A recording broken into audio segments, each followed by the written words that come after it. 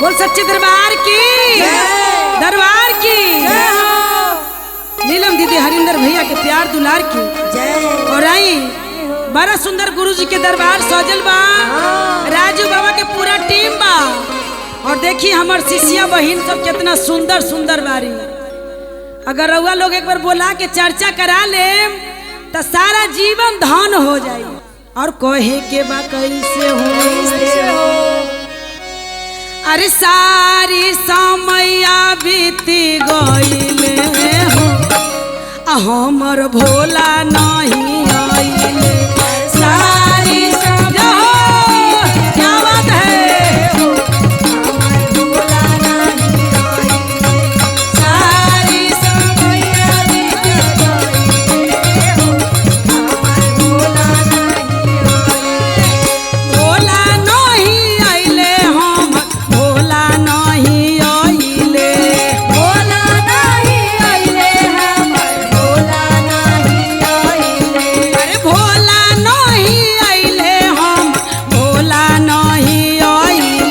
अरे सारी समय बीती गईले हो हम भोला नहीं आइले।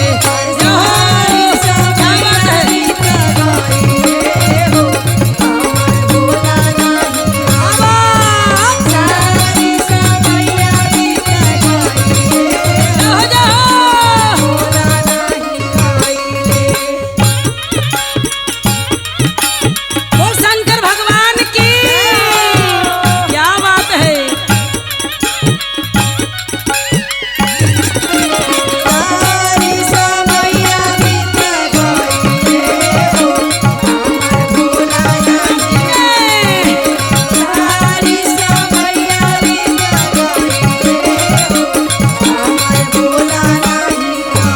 और कैसे कहे के ई हो हम जानती कि भोला नहीं आई है। भोला नहीं आई है हो भोला नहीं आई है। अरे ई हो हम जानती कि भोला नहीं आई है। भोला नहीं आई है हो भोला नहीं आई है। अरे तेरा सुलडा मरुआ बनी जाती हो हमर भोला नहीं आइले।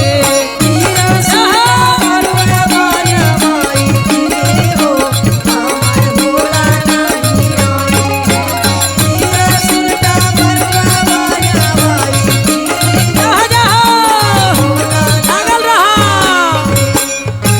क्या बात है।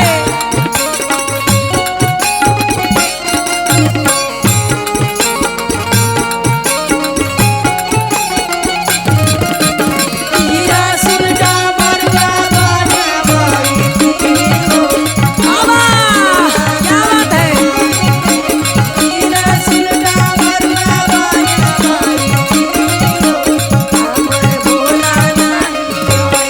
कैसे कहे के पांडे जी ई हो हम जानती कि भोला नहीं आई है।